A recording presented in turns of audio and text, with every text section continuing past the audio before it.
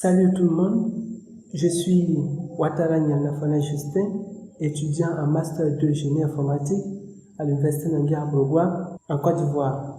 Voilà. Désolé, c'est mon premier tutoriel, donc désolé pour la mise en scène, d'accord. Je vous propose dans ce tutoriel la création des CRUD en PHP en utilisant la programmation orientée objet.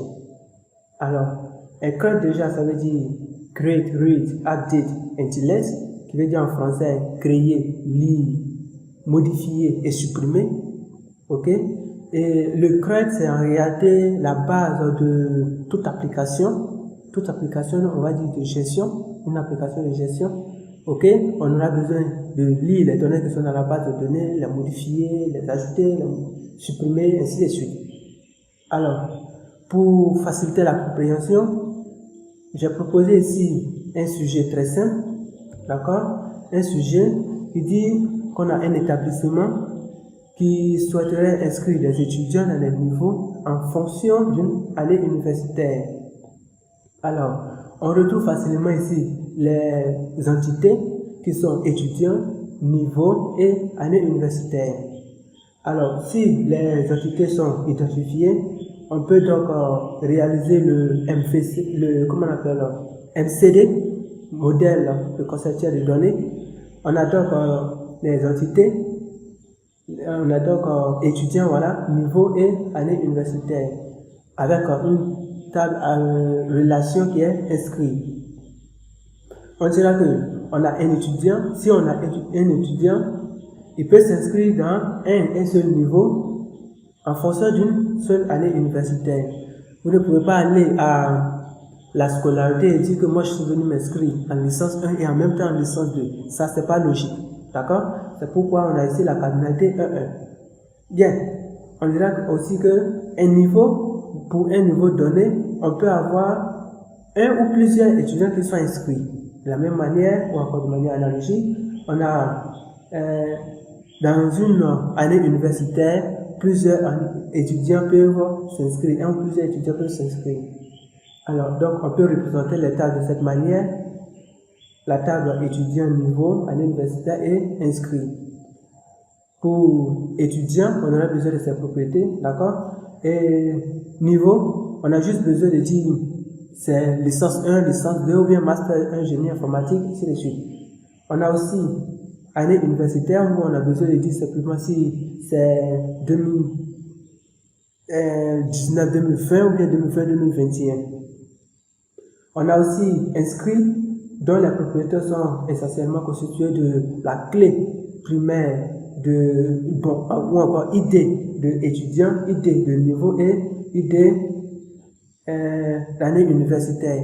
Alors, ici, on n'a pas besoin de dire ID étudiant, ID niveau, ID année universitaire. C'est pourquoi j'ai juste simplifié par les ID, parce que lorsque on veut spécifier un ID, on se positionne dans une table précise. Et donc, si on est dans une table précise et qu'on parle de ID, c'est que c'est forcément ID de la table dans laquelle nous nous trouvons. Donc, c'est pas la peine d'écrire de chaîne de caractères longue ici. Voilà. Bien. Si vous avez remarqué quelque chose, les noms de chaque table ici se terminent par un S. Alors, c'est une manière pour moi de me retrouver facilement dans mon code source, c'est-à-dire dans mon code source, lorsque j'écris étudiant avec S, cela dit, c'est une table, le nom d'une table. Lorsque j'écris étudiant sans S, tel que dans la table inscrite, c'est qu'il s'agit de l'idée de l'étudiant. De la même manière, niveau qui est dans la table inscrite, l'idée de niveau, et ainsi de suite. Alors, on a une idée générale déjà sur, la base de données, donc on reconnaît les tables que nous allons créer, donc on est parti, on va créer la base de données. Ici, j'utilise XAMPP, d'accord, XAMPP comme l'application qui va me permettre de gérer en même temps le gestionnaire de base de données et l'interface. Voilà, l'interface pour rendre ça un peu joli. Le gestionnaire de base de données ici c'est MySQL et comme on appelle le PHP.MyAdmin, c'est l'application qui va se permettre de rendre ça un peu joli. Voilà. Et donc on est parti, on va créer la base de données. Je propose comme nom école. École. Voilà.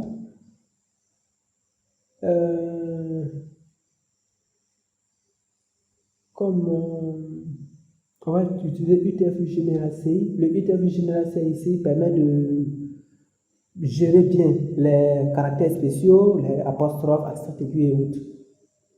C'est parti, on va créer le nom de la table. Je propose étudiant. Voilà, étudiant avec S, c'est ce qu'on avait écrit de l'autre côté. C'est parti. Comme nous l'avons dit, chaque table a une idée qui est auto-incrémentée. Chaque table a une idée qui est auto-incrémentée. Auto-incrémentée veut dire à chaque fois, voilà, à chaque fois qu'on ajoute un étudiant, on incrémente, on ajoute plus un à cette valeur-là qui est un entier, bien sûr. L'idée va permettre d'identifier un étudiant unique, voilà, dans notre base de données. Bien, ici, on va prendre son nom, son prénom,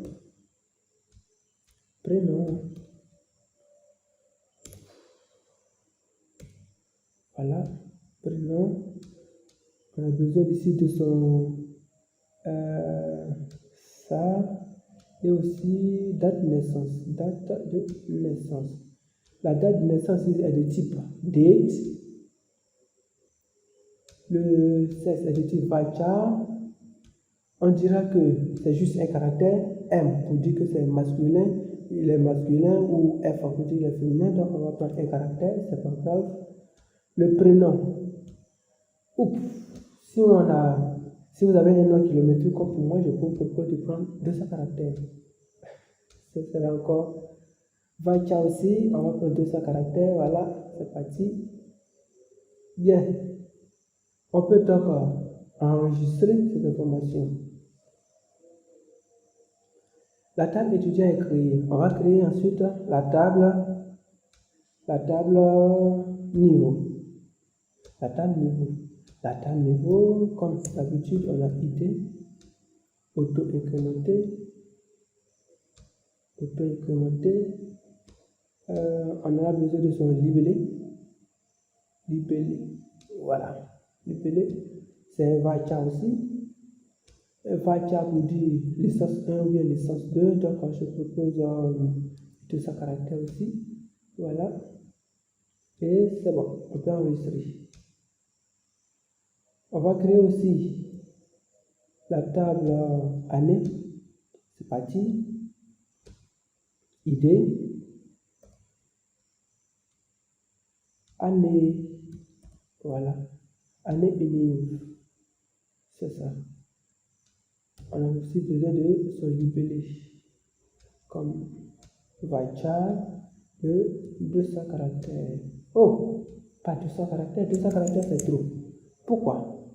On a juste besoin d'écrire 2018-2019 ou bien 2020-2021. Alors, tout ce qu'on a fait, c'est d'écrire 4 caractères plus 4 caractères, ça fait 8 plus 1 au milieu, ça fait 9. Donc, on va prendre 10 caractères au maximum.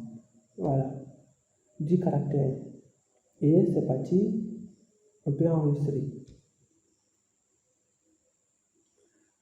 Il reste la table inscrit. Partie inscrit.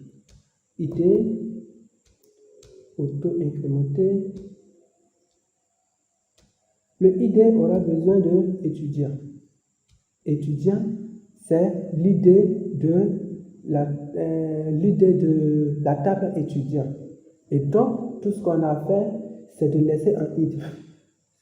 Tout ce qu'on a fait, c'est de laisser un int. C'est parti.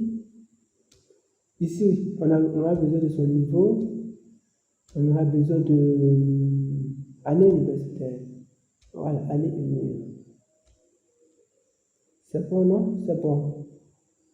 Bien, étant donné que ce soit des clés étrangères, il faut leur donner des index pour pouvoir réaliser la relation. On est parti, index,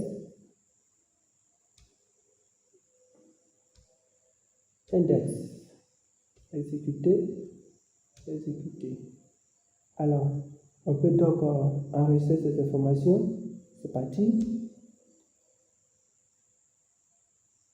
Alors, on peut jeter un coup d'œil sur la base de données qui a été créée.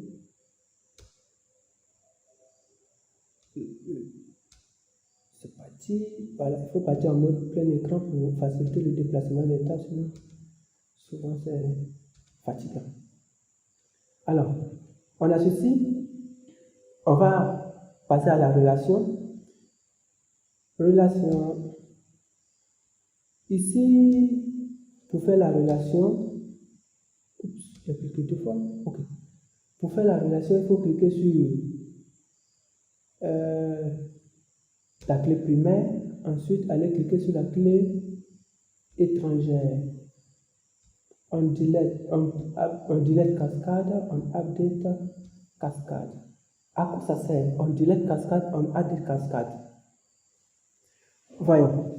On update cascade, le cascade ici veut dire que lorsqu'on supprime un étudiant et que cet étudiant a son ID qui est référencé dans la table inscrit, on supprime aussi la ligne de la table inscrit qui contient ce ID.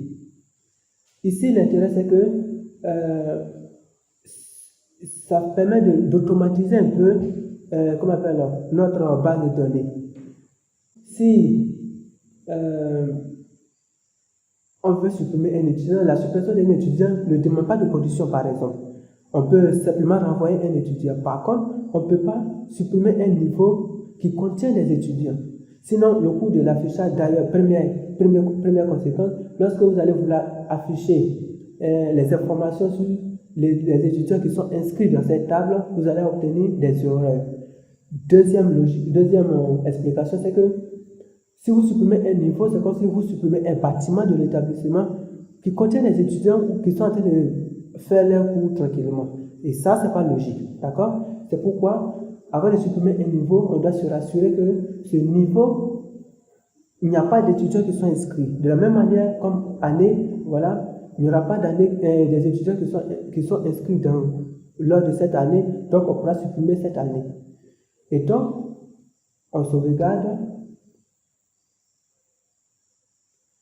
et on va faire une nouvelle relation encore pour année. On clique ici. Merci de sélectionner. Qu'est-ce qu'on a fait?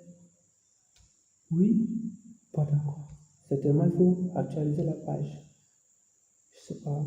On va cliquer ici. Année. Merci de sélectionner une clé primaire, une clé unique. Qu'est-ce qui s'est passé? On n'a pas mis clé primaire? Ah oui, année universitaire, on n'a pas mis clé primaire. C'est ça. Donc on va dans structure, on va dans voilà primaire. On ajoute une clé primaire. C'est ça. Et donc désormais, si on vient ici, voilà, on peut désormais faire la relation. La relation. Voilà, c'est parti. Oh.